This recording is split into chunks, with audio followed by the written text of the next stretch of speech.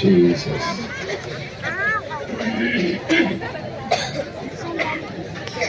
वाह, पिता परमेश्वर को धन्यवाद देते हैं, उसकी आराधना करते हैं कि परमेश्वर पिता ने आज हम सबको यह अनुग्रह दिया है कि एक बार फिर हम परमेश्वर के हृदय में हर एक मनुष्य के लिए किस प्रकार की कल्पना है उसको समझने का प्रयास कर रहे हैं। और आज के सुबह के 2 सत्रों में हमने जानने का प्रयास किया कि प्रभु ने हर मनुष्य के लिए कितनी अच्छी अच्छी कल्पनाएं करके रखा है, और उस कल्पना के अंतर्गत हम जो इस पृथ्वी पर 70-80 साल जिंदा रहने के लिए परमेश्वर अनुग्रह दिया कि हम सब लोग एक नई आकाश और एक नई पृथ्वी वाली दुनिया में रिजर्वेशन करवाएं। जरा हमारी बात को ध्यान से सुनिएगा। ये वाली जो पृथ्वी है जिसमें मैं और आप प्लॉट खरीदते हैं, खेत लगाते हैं, घर बनाते हैं, शादी विवाह करते हैं, बाल बच्चे हो जाते हैं, उनके लिए घर बनाते हैं, उसके भविष्य की चिंता करते हैं, तो अभी 70, 80, 90 साल के बाद में हमको ये धरती छोड़ना पड़ता है। और बटर ब्रेड खाने वाले को जमीन के कीड़े मकोड़े ब्रेकफास्ट, लंच और डिनर बना के खा लेते हैं। हमने फेयर एंड लवली लगाया था, लिपस्टिक लगाया था, ऑलिव ऑयल लगाया था, परंतु जमीन में जब हमारा इस शरीर से पलायन हो जाता है, जब हम इस शरीर को त्याग देते हैं, और ये शरीर त्यागना तय है, क्योंकि बाइबल में लिखा है मनुष्य के लिए एक बार मरना और उसके बाद न्याय का होना नियुक्त है। इस धरती पर एक बार शरीर में जन्मा है तो उसकी मृत्यु का होना तय है। धरती पर इब्रानी की किताब उसका 9वां अध्याय और उसके 27 पद में लिखा है। सब लोग पेन डायरी पर लिखते चले जाएं, आपका दिमाग कोई कंप्यूटर नहीं है।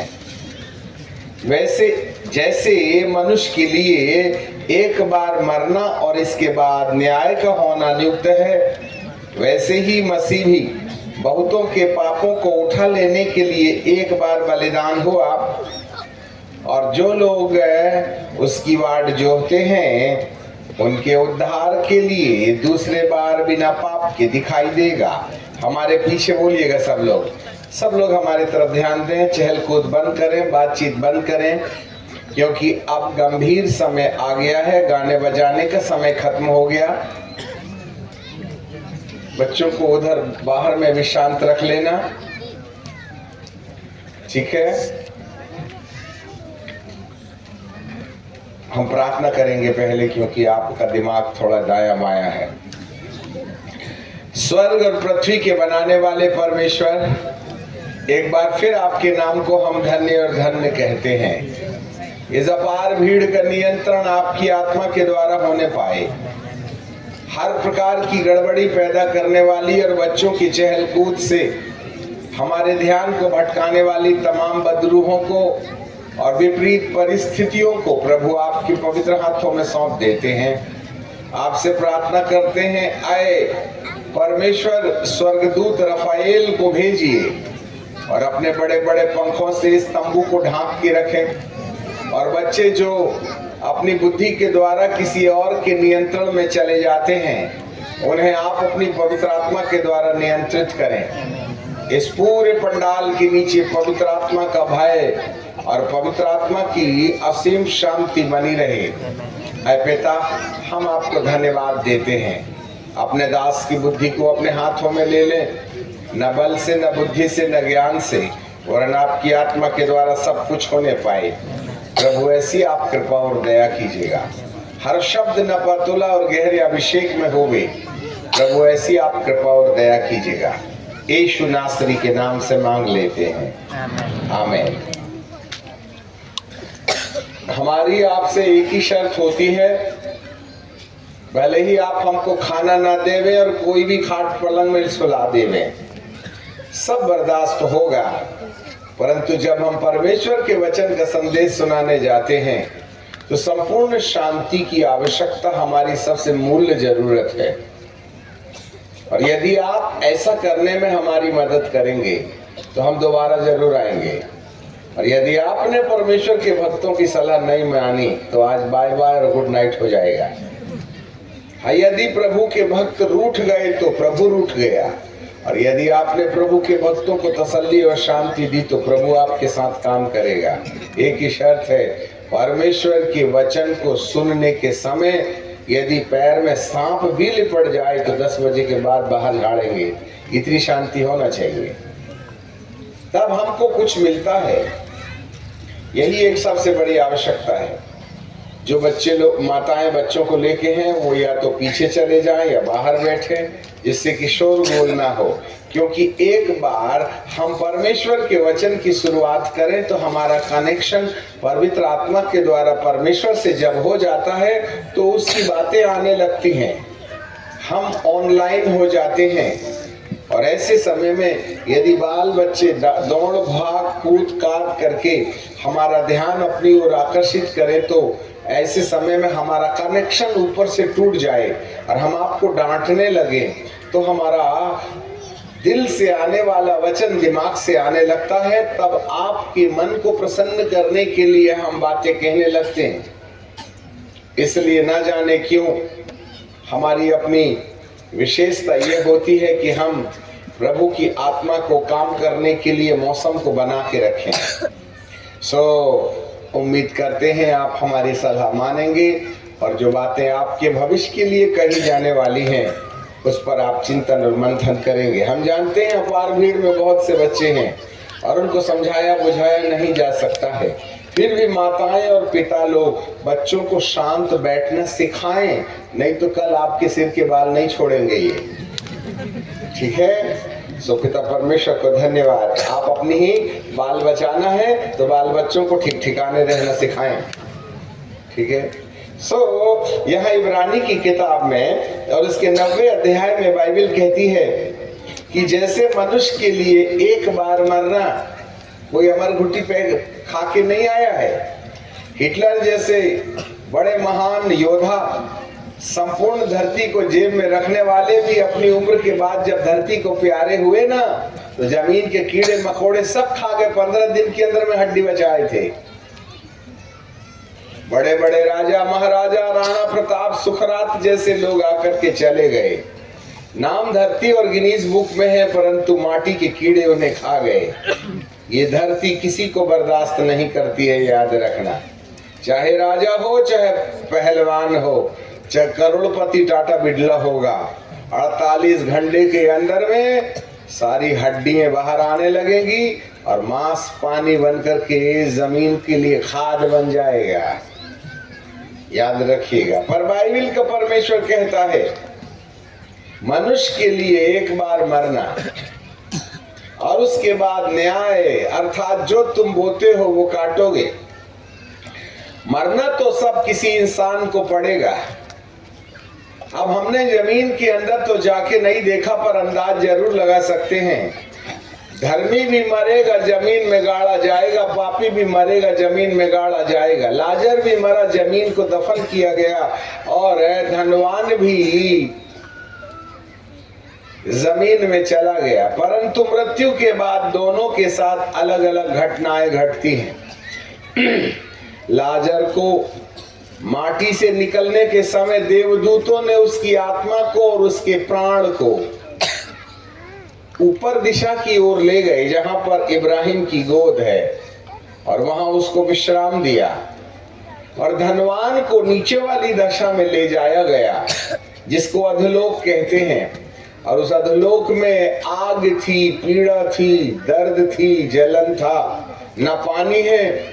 वहां वह पुकार करके कहता है, हे इब्राहिम, लाजर को जो मेरी देवड़ी में रह करके टुकड़ों पर जीवन यापन करता था, आप उसको भेजो और वह अपनी उंगली का सिरा पानी में भिगो करके मेरी जीभ को ठंडा करे, क्योंकि मैं यहाँ तड़फ रहा हूँ। आपको जानकारी मिले ऐसी बातें कहने वाले अब्राहम को, धनवान को प्रभु परमेश्वर ने एक बात कह दिया कि देख, लाजर इस धरती पर आनंद से जीवन गुजार रहा, धनवान धरती पर आनंद से जीवन गुजार रहा था, परंतु आज वह पीड़ा में पड़े है, तड़प रहा है। परंतु लाजर जिसने धरती पर दुख उठाया वह आनंद मना रहा है। मेरे प्रियो, ये है मृत्यु के बाद जो बोया है वो काटना है। मृत्यु के बाद जो बोया है वो काटना है। तो शरीर में तो दोनों का शरीर मट्टी में मिलेगा। दोनों इस शरीर को छोड़ने के बाद अपने अंदर या तो वे धरती को प्यारे होने के बाद ऊपर दिशा की ओर जो देवदूतों के द्वारा रवानगी लेंगे, या फिर वे जमीन के निचली दशा की ओर रवानगी लेंगे। ऐसे इस समय में बाइबल का परमेश्वर हमें कहता है यही है मृत्यु के बाद न्याय। याद रखिएगा, अब आपको ये सोचना पड़ेगा, मरना तो धर्मी को भी है, मरना तो पापी को भी है। अपवित्र भी मरेगा और पवित्र भी मरेगा। दोनों को एक ही रास्ते से धरती पर मट्टी पर दफन करने ले जाया जाएगा। अब दोनों को माटी के कीड़े खा जाएंगे सोचने की दृष्टि से, परंतु ऐसा एहसास होता है जो लोग परमेश्वर की पवित्रता को अपने जीवन पर लेकर चलेंगे, ऐसा लगता है कि उनका मुर्दा जमीन में गाड़े जाने के बाद सड़ेगा नहीं। इसके कोई प्रमाण नहीं है और बाइबल इस विषय में कोई बात नहीं करती है, पर हम अंदाज से, बौद्धिक रीति से, जैसे दाऊद ने कहा कि हे परमेश्वर, तू मुझे अधोलोक में सड़ने नहीं देगा। आत्मा कभी नहीं सड़ती, सड़ना शरीर के लिए होता है। इससे अंदाज लगाया जा सकता है कि जरूर कहीं न कहीं मनुष्य पवित्र, धर्मी और पवित्र होकर के मरे तो जमीन के कीड़े मकोड़े पवित्र चाल चलने वाले के मांस को खाने में 4 बार सोचेंगे, क्योंकि प्रभु को मालूम है इसके मुर्दे को जिंदा करना है, इसलिए कीड़ों का गोबर ना बनने दिया जाए। दाऊद बाबा की एक बड़ी गुहार थी कि हे प्रभु, तो मुझे अधोलोक में सड़ने नहीं देगा। खैर, उसको छोड़ो, यदि सड़ भी गया होगा तो टेंशन मत लो। प्रभु यीशु मसीह का जब दोबारा आगमन होगा, तब जो मृत्यु के बाद इब्राहिम के साथ ऊपर वाली दिशा में देवदूतों के द्वारा सुखलोक में पहुंचा दिए गए हैं, केवल उन्हीं लोगों को यीशु स्वर्ग से आने के टाइम पर वाया सुखलोक आएगा, और सारी उन आत्माओं को जो धर्मी और पवित्र होकर के मरे हैं, उनकी आत्माओं को वह अपने साथ मध्य आकाश में बादलों में होते हुए आएगा, और केवल उन्हीं के शरीरों को मुर्दों में से जिंदा करेगा। केवल उन्हीं के शरीरों को मुर्दों में से जिंदा करेगा। जो लोग मृत्यु के बाद लाजर के समान इब्राहिम की गोद में विश्राम पा रहे हैं, उन्हीं को ये सौभाग्य प्राप्त होगा कि वे प्रतिफल प्रतिफल प्रतिफल प्रतिफल, इंग्लिश में प्रतिफल को अवार्ड कहा गया है। जब कभी किसी कंपनी में 200 लोग काम करते हैं तो अवार्ड पूरे 200 को नहीं मिलता। इनाम सबको मिल सकता है, परंतु अवार्ड 200 में से एक को ही मिलता है, और उसमें एक व्यक्ति का चुनाव किया जाता है। जब वो व्यक्ति अपने काम में, काज में समय से पहले ऑफिस में आया, पूरा काम समय से पहले कर दिया, कभी गोल नहीं हुआ, उसने कभी अधिकारियों के साथ लड़ाई झगड़ा नहीं किया, ऐसे वाले व्यक्ति को 100 में से चुना जाता है, उसको प्रतिफल दिया जाता है, राष्ट्रपति पुरस्कार, award. National award, state award, पूरे 100 लोगों को कंपनी में बर्थडे के टाइम पर इनाम जरूर मिल सकता है, परंतु 100 में से एक को ही अवार्ड मिलता है, प्रतिफल मिलता है। प्रभु यीशु मसीह जब दूसरे बार आएंगे तो केवल उन लोगों को जो सुखलोक में मृत्यु के बाद पलायन कर गए हैं, जिनको देवदूतों ने लाजर के समान स्वर्गदूतों ने सुखलोक में पहुंचा दिया है, केवल वे ही लोग होंगे जो इस यीशु के दूसरे आगमन में मुर्दों में से जी उठने का हक प्राप्त करेंगे। एक बार मृत्यु, एक बार मरना और मरने के बाद न्याय। आपको मालूम होवे, ऐसे लिखा है प्रकाशित वाक्य की किताब में, और उसका 22वां अध्याय और उसका 12 पद निकाल के पढ़ते चले जाएं। प्रकाशित वाक्य 22वां अध्याय और उसका 12वां पद, वहां लिखा है, देख मैं शीघ्र आने वाला हूं, देख मैं शीघ्र आने वाला हूं और हर एक के कामों के अनुसार बदला। हमारे पीछे बोलिए, देख मैं शीघ्र आने वाला हूं, हर एक के काम के अनुसार बदला देने के लिए प्रतिफल मेरे पास है।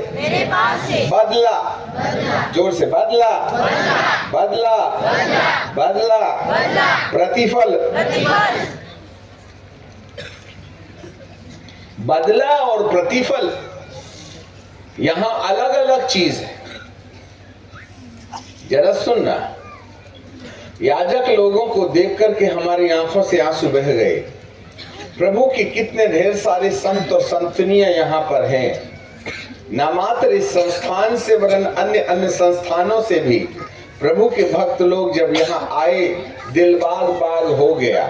लगता है बहुत से ऐसे लोग हैं जिनको प्रभु ने इस दुनिया के अंत के पहले बहुतों को आग से झपट लेने के लिए चुनाव दिया, और वे प्रभु की सेवा अलग अलग तरीके से कर रहे। ये अपार भीड़ जो अलग अलग गांव, शहरों और दूर दूर दराजों से आए हैं, वे सब प्रभु के खोजी लोग हैं और यहाँ वे आए। प्रभु परमेश्वर को धन्यवाद। इन तमाम संतों और भक्तों का नमन करते हैं, आदर करते हैं। शायद आप पैसा कमा के अपने वर्ग परिवार के लिए एक बेहतर सुविधा जुटा सकते थे, परंतु कमी और बेसी और आर्थिक तंगी के बाद भी, बदनामी और सताव के बाद भी आप प्रभु की सेवा में लगे हुए हैं। आप सच में सारे मानव से दूने आदर के योग्य हैं। इसलिए जितने भी प्रभु भक्त यहाँ पर आए हैं, आपका चरण स्पर्श करके आपको हम नमन करते हैं। ऐसा करके हम प्रभु की महिमा इन संतों के लिए किया चाहते हैं। ऐसे समय में जब प्रभु अपने लोगों को भेज करके इस विनाशकारी संसार से लोगों को बचाने के लिए प्रभु भक्त लोग तैयार किए जा रहे, ऐसे समय में हम सब लोगों की जरूरत होती है कि हम कहीं ना कहीं परमेश्वर की ओर से दिए गए बदला और प्रतिफल के सत्य को समझें। देख मैं शीघ्र आने वाला हूं, हर एक के काम के अनुसार। यहां विश्वास का काम खत्म हो गया। The kingdom of heaven and the kingdom of God. हमारे पीछे बोलिए, परमेश्वर का राज्य और स्वर्ग का राज्य। फिर से बोलिए जोर से, परमेश्वर का राज्य और स्वर्ग का राज्य। जब मनुष्य, बोलो हमारे पीछे, जब मनुष्य पुरानी पृथ्वी में 70 वर्ष के जीवन में रहते हुए पवित्र आत्मा के द्वारा अद्भुत काम का अनुभव करता है, उसे परमेश्वर का राज्य कहते हैं। परंतु मृत्यु के बाद, बोलो, जब परंतु मृत्यु के बाद धर्मी होने के कारण आत्मा और प्राण को इब्राहिम की गोद में सुखलोक में पहुंचा दिया जाए और शरीर पुरानी पृथ्वी में दफन हो जाए। पर जब यीशु का दोबारा आगमन होगा तब सुखलोक से आत्मा और प्राण को प्रभु बादलों में लेकर आएंगे और पुरानी पृथ्वी से मरे हुए मट्टी के शरीर को पुनरुत्थान देंगे और वे अमर देह प्राप्त करेंगे। तब वही आत्मा जो मृत्यु के समय शरीर से निकल गई थी महिमा की अपनी अपनी देह पहनेंगे। तब प्रभु यीशु उसी प्राण आत्मा और महिमा की देह को अपने साथ उठाकर आकाश गंगा में ले जाएंगे। यहाँ से स्वर्ग के राज्य का आरंभ होता है। अरे वाह प्रभु वाह। एक दिन तुमको ये पुरानी पृथ्वी छोड़ना है और जिसको ये पुरानी पृथ्वी और मरने वाले शरीर को महिमा की देह में बदलने में देरी हो गई तो आपको नए वाली पृथ्वी में और नए वाले आकाश में प्रवेश करने का सौभाग्य नहीं मिलेगा। अच्छे से याद रख लेना। इसलिए हम यहाँ पराये देश में हैं। 70 वर्ष की जिंदगी में ज्यादा पैर हाथ ना पसारें। तुम कितने भी बड़े और धनी और ज्ञानी और महात्मा होगे तुम्हें मट्टी को प्यारा होना पड़ेगा। ये धरती के कीड़े मकोड़े हमको खा जाएंगे, हड्डी अकेला बचाएंगे। इस पृथ्वी को परमेश्वर विनाश के लिए रखा है, परंतु इससे पहले कि यह पृथ्वी का विनाश हो जाए कुछ लोगों के लिए एक विशेष प्रबंध है। हम आपके लिए कुछ बातें बाइबल में से पढ़ के सुनाएंगे। बदला और प्रतिफल क्या होता है एकदम से समझ में नहीं आएगा। जरा देखिएगा, सब लोग बाइबल निकाल करके देखें और कलम पेंसिल भी हाथ में रखें। दूसरा पतरस की किताब और उसका 3रा अध्याय सब लोग निकालिए। दूसरा पतरस की किताब और उसका 3रा अध्याय और उसका 5 पद से हम पढ़ेंगे। 2 Peter chapter 3 and verse 5 onwards। सब लोग जरा जो नहीं पढ़ पा रहे हैं वो कान लगा के हमारी बात को ध्यान दें और हमको भी देखते चले जाएं, दायां बायां ना देखें, क्योंकि बड़ी काम की चीज है। कुछ जगह में हम आपको बोलेंगे हमारे पीछे बोलो तो आपको बोलना है, परंतु कई जगह हम खुद पढ़ के सुनाएंगे। वे तो मनुष्य को बोलते हैं, वे तो जानबूझ करके भूल गए कि परमेश्वर के वचन के द्वारा आकाश प्राचीन काल से वर्तमान है और पृथ्वी भी यही वाली जिसमें आप और मैं रह रहे हैं अभी, पृथ्वी भी जल में से बनी है और जल में स्थिर है। बच्चे लोग स्कूल में पढ़ते हैं इस पृथ्वी को नीली पृथ्वी क्यों कहते हैं। सुन लो बच्चे लोग, इस पृथ्वी को नीली पृथ्वी क्यों कहते हैं? क्योंकि पृथ्वी का केवल 1/3 हिस्सा ही जमीन है, बाकी सब पानी ही पानी है। दूर से इस पृथ्वी को देखो तो नीली दिखती है, क्योंकि चारों ओर पानी ही पानी है। इसलिए ये इस पृथ्वी को नीली पृथ्वी कहते हैं, क्योंकि पानी की मात्रा जमीन की मात्रा से ज्यादा है, इसलिए ये ब्लू ग्लोबल है। राइट। यहाँ पर बाइबल हमें बताती है कि ये जो पृथ्वी है वो जल से बनी है और जल में स्थिर है।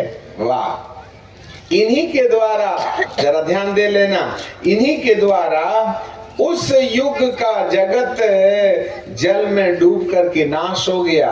कौन सा वाला युग था? वो नूहा के जमाने वाला युग था। और उस पृथ्वी को परमेश्वर ने पानी में डुबा करके नष्ट कर दिया और केवल एक परिवार बचा था जिसका नाम था नूहा और उसके बेटे और बहू और उसकी पत्नी। 7 प्राणी उस नाव में बचे थे, जिससे फिर से परमेश्वर ने इस धरती की जनसंख्या को बढ़ाया। परंतु इससे पहले वाली जो पृथ्वी में जितने मानव रहा करते थे वे सब पानी में डूब करके नाश हो गए। इससे पहले कि हम आगे जाएं, हमको ये चिंतन करना चाहिए कि हे प्रभु, आपने पहली वाली पृथ्वी को पानी में जलमग्न करके क्यों मार डाला? ऐसा आपने क्यों किया प्रभु? तो प्रभु बोलेंगे, उस समय मनुष्य के आचरण के अंदर जिस प्रकार की विकृति पाई जाती थी, उस पाप के कारण मानव इस धरती पर जीने लायक नहीं रह गया था। उत्पत्ति की किताब में और उसके 5-6वें अध्याय में मनुष्य के अंदर ऐसे घृणित पाप आ गए थे जिसके कारण से परमेश्वर मनुष्य को बनाने से पछताया। उत्पत्ति की किताब के 6वें अध्याय में, उत्पत्ति की किताब के 6वें अध्याय में जब मनुष्य भूमि के ऊपर बहुत बढ़ने लगे और उनकी बेटियां उत्पन्न हुई, बेटों का नाम नहीं दिया है, उनकी बेटियां उत्पन्न हुई और परमेश्वर के पुत्रों ने मनुष्य की पुत्रियों को देखा कि वे सुंदर है, सो उन्होंने उनको जिसको चाहा उसके साथ विवाह कर लिया। और यहोवा ने कहा, मेरा आत्मा मनुष्य से सदा लो विवाद न करता रहेगा, क्योंकि मनुष्य भी शरीर है और उसकी आयु 120 वर्ष की ही होगी। उन दिनों में पृथ्वी पर दानव रहते थे, उन समयों में पृथ्वी पर दानव रहते थे। इसके पश्चात जब परमेश्वर के पुत्रों ने मनुष्य की पुत्रियों के पास गए तो उसके द्वारा जो संतानें उत्पन्न हुई वे सूरवीर होती थीं, जिनकी कीर्ति प्राचीन काल से प्रचलित थी। और यहोवा ने देखा कि मनुष्य की बुराई पृथ्वी पर बढ़ गई है, तो उसके मन में विचार मन के विचार जो कुछ भी उत्पन्न होता है वह निरंतर बुरा होता है। तब यहोवा परमेश्वर ने पृथ्वी पर मनुष्य को बनाने से पछताया और वह मन में अति खेदित हुआ। तब यहोवा ने सोचा, मैं मनुष्य को जिसमें मैंने सृष्टि की थी पृथ्वी के ऊपर से मिटा दूंगा। क्या मनुष्य, क्या पशु, क्या रेंगने वाले जंतु, क्या आकाश के पक्षी, सबको मिटा दूंगा, क्योंकि मैंने उनके बनाने से पछताता हूं। परंतु यहोवा की दृष्टि नूह पर बनी रही और उसने इस पृथ्वी को पानी में डुबा के नष्ट कर दिया। अब आपको थोड़ा सोचना पड़ेगा, क्यों, किस कारण से, सब लोग ध्यान देना बेटा, किस कारण से ये पृथ्वी पानी में डुबो करके नष्ट की गई? मनुष्य के पुत्रियां उत्पन्न हुई, तो क्या पुत्र उत्पन्न नहीं हुए थे? हुए थे। तो पुत्रियों से क्या लेना है, लड़कियों से क्या लेना है? और उस समय में परमेश्वर के पुत्र, अब इसको थोड़ा सा समझ लीजिएगा, परमेश्वर ने स्वर्ग में कई प्रकार की रचनाएं बना के रखा है। कुछ है साराप, कुछ है करूब, कुछ है 6 पंखधारी, कुछ है 4 पंखधारी, और कुछ है 2 पंखधारी, कुछ है बिना पंखधारी। परंतु ये सब जो है ना, वो सूक्ष्म शरीरधारी हैं। परंतु इनके साथ साथ ऐसे भी दूत बनाए गए थे जो मनुष्यों की सेवा टहल के लिए तैयार किए गए थे, और वो दूत मनुष्य के समान हाड़ मांस के थे। वे मनुष्य नहीं थे परंतु देवदूत थे। अब्राहम के पास 3 दूत लोग आए और उन्होंने देखा यीशु के महिमा की देह में उठाए जाने के समय 2 दूत आए।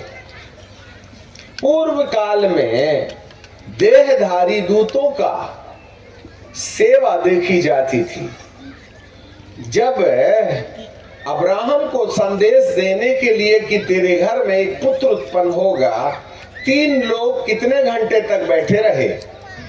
तब अब्राहम के नौकरों ने मेमना काटा, बनाया, मसाला पीसा और दूध और मटन लाकर के उन तीनों को खिलाया। और जब वे खाना खा लिए तो सदोम और गमोरा की तरफ ताकने लगे। और वे जब बात कर रहे थे तो अब्राहम भी सुन रहा था और कह रहा था कि हे प्रभु, तुम ये सदोम और गमोरा की ओर ताक करके क्या देख रहे हो? क्योंकि उसको मालूम था उसी इलाके में उसका भतीजा लूत रहा करता था और अब्राहम लूत को प्यार करता था। इस कारण से वह इन तमाम तीनों दूतों के साथ में आर्ग्यूमेंट करता है। परंतु इन सब बातों के बाद दूत लोग अपने निश्चय में बने रहते हैं। एक दूत तो रास्ते से गायब हो जाता है परंतु 2 दूत लोग सदोम और गमोरा पहुंचते हैं। तब जितने भी पापी व्यभिचारी वहां रहा करते थे, पुरुषगामी, उन लोगों ने उन दूतों को देखा कि लूत के घर में 2 मेहमान आए हैं, बीच में से एक चला गया। और वे रात के 12 बजे लूत का घर खटखटाने लगे और कहने लगे, जो पुरुष लोग आज तुम्हारे घर में मेहमान बन के आए हैं उनको हमें दे दे, हम उनके साथ संभोग करेंगे, हम उनके साथ वासना की प्यास मिटाएंगे। परंतु लूत ने कहा, मेरी 2 बेटियां हैं, वो कुंवारी हैं, उनके साथ तुमको जो करना है कर लो, परंतु इन मेहमानों के साथ कुछ मत करो। परंतु वो पुरुष तो नहीं न थे, वो तो देवदूत थे। जब उन्होंने सुना कि बड़े गांव के लोग उनके घर में दरवाजा खटखटा रहे हैं तो तमाम हल्ला मचाने वालों की आंखों को इन देवदूतों ने अंधा कर दिया और वे रात को दरवाजा टटोलते रहे परंतु उनको दरवाजा नहीं मिला। तब इन दोनों दूतों ने कहा, परमेश्वर आपने जो सुना है वो गलत नहीं है, यहाँ के लोग बड़े व्यभिचारी हैं, वे स्त्रियों के साथ नहीं पुरुषों के साथ संसर्ग करना चाहते हैं। वास्तव में ये देश आग से जलाने लायक है।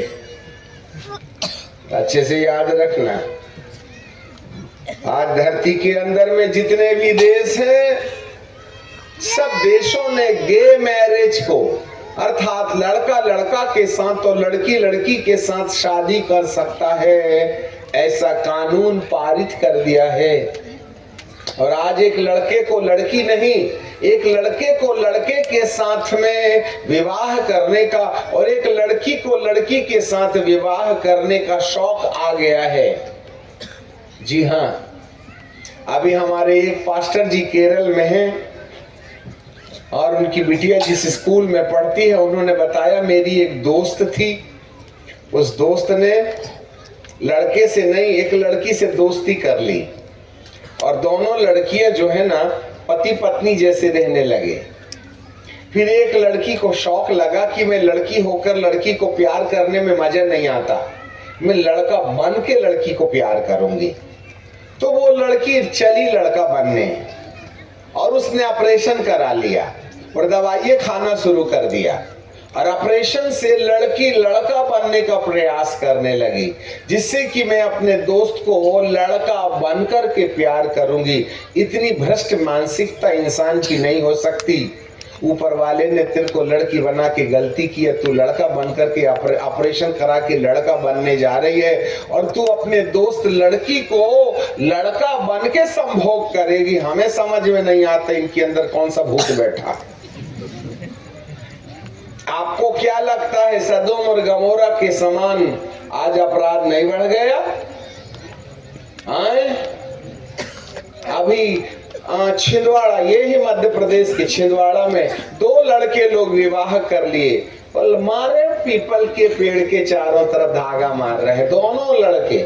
और जिनका ये कंप्यूटर है ना एलन मस्क, वो भी भी लड़के के साथ शादी किया, आदमी उसकी औरत है।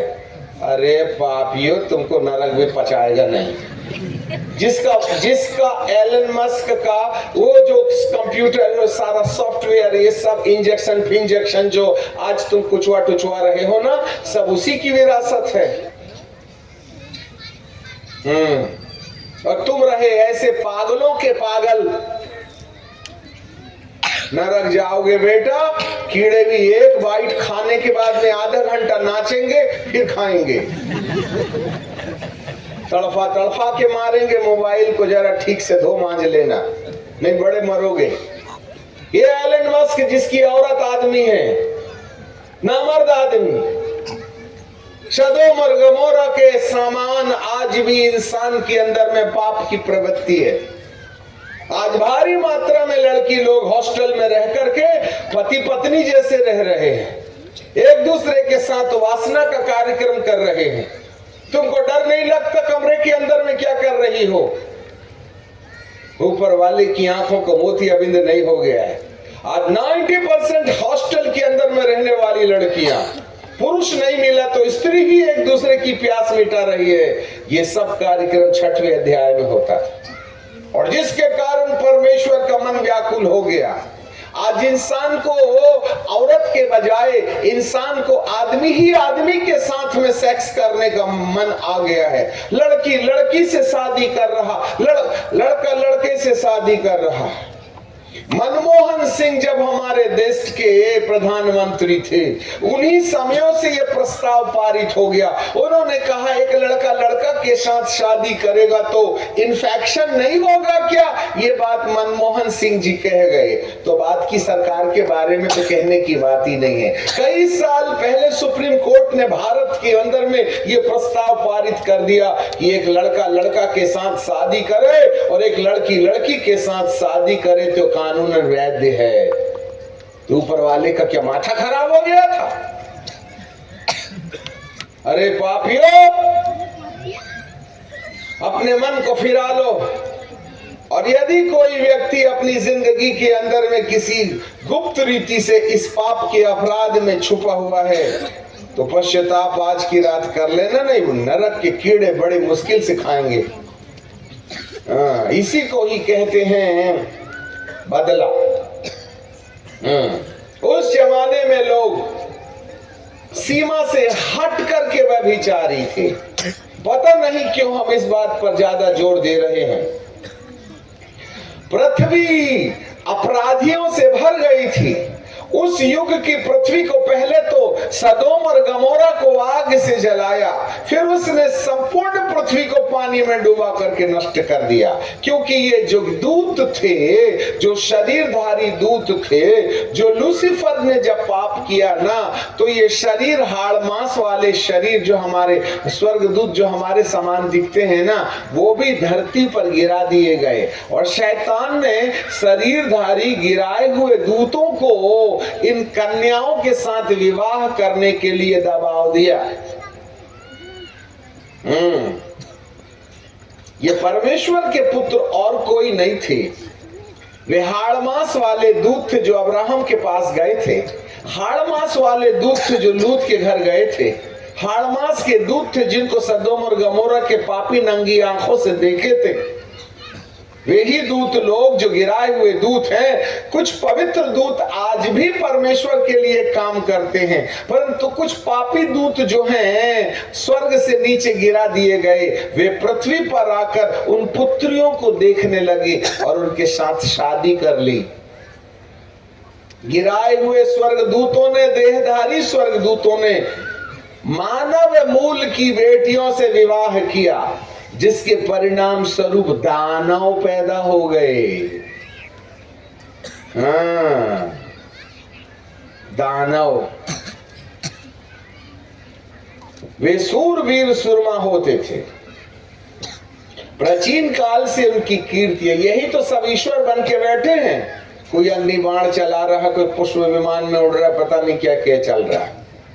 मारो गोली उनको।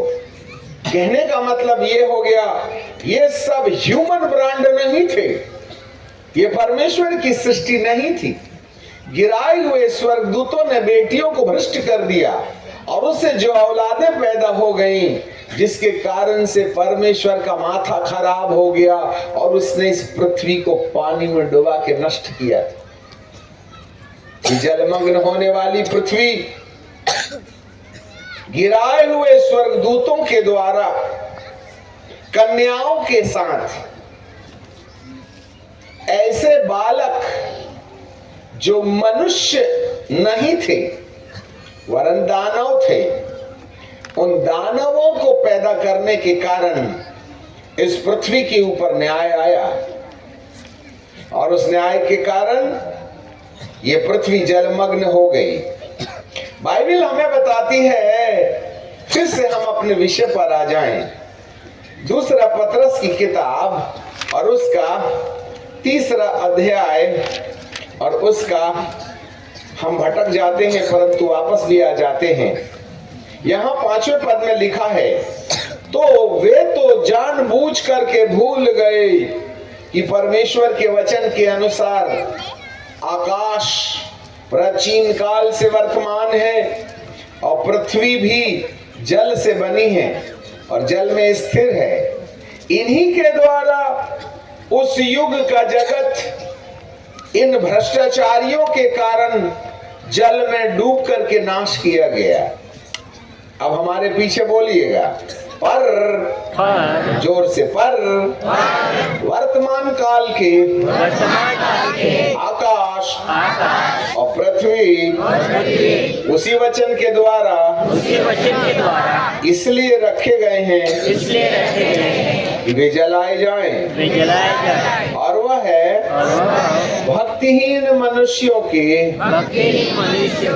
न्याय और नाश होने के दिन तक ऐसे ही रखे रहेंगे। ये आकाश और पृथ्वी आग से जलाए जाने के लिए रखी है। अरे वो पृथ्वी पानी में डूब करके नष्ट हो गई और इस पृथ्वी को परमेश्वर आग से जलाएगा। अब पहला प्रश्न का उत्तर ढूंढे, हे प्रभु तुम क्यों जलाओगे? अरे तुमको ये पृथ्वी को आग से जलाना है तो तुम्हें पानी से डूबने वाली पृथ्वी के पहले का इतिहास जानना पड़ेगा। क्या था वो इतिहास? वो इतिहास ये था कि स्वर्गदूत लोग कन्याओं से मानव के स्थान में दानव पैदा कर रहे थे। मानव के स्थान पर दानव पैदा कर रहे थे और आपको जानकारी मिले, दानव स्त्री वंश से शैतान की शक्ति से उत्पन्न औलादे हैं जिनको जलमग्न किया गया। और आज भी ये जो शारीरिक वासना है वह इतनी बढ़ चढ़ गई है जिसके बारे में कोई परिवार, कोई युवक, कोई युवती 12 साल के बाद सुरक्षित है या नहीं है, इसके बारे में कोई गारंटी नहीं ले सकता। ए लड़के और बच्चों ध्यान से सुन लेना, 12 साल के बाद में किसी भी कन्या के लिए और किसी भी लड़के के लिए पाप से बच पाना इस युग में कम से कम बड़ी कठिन चीज। अच्छे से याद रख लीजिएगा, हम में से कितने दोहरे हो गए। 12 के बाद में हर एक लड़का और लड़की कहीं ना कहीं प्लस और माइनस की तरफ आकर्षित होकर के, यदि उसको बॉयफ्रेंड नहीं मिला, गर्लफ्रेंड नहीं मिला, तो मान के रखिएगा उसकी जिंदगी नश्वर हो गई है, पशु जैसे हो गई है। ऐसी मानसिकता लोगों के जीवन के अंदर उत्पन्न हो गई है। याद रखिएगा, ये सब वे दुरात्माएं हैं।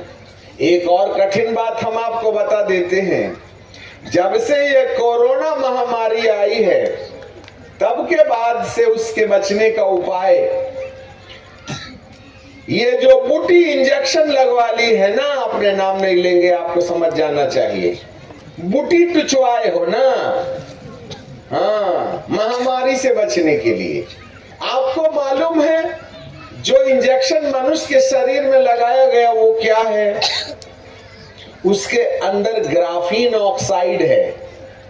ग्राफीन ऑक्साइड नाम का जो पदार्थ होता है, वो जो सेल होता है ना, एवररेडी सेल, उसमें बीच में एक कार्बन की डंडी रहती है, चारों तरफ जस्ते का कप रहता है, उसमें कार्बन के साथ में ग्राफीन ऑक्साइड डाली जाती है। और जब जस्ता जो एनोड है और कार्बन जो कैथोड है, उसके बीच में, कार्बन के बीच में जब ग्राफीन होती है तो उसमें इलेक्ट्रोड पैदा होते हैं जो एनोड की तरफ जाते हैं, जिससे करंट बनता है और बल्ब जलता है। ये सेल में इस्तेमाल किया जाने वाला जो केमिकल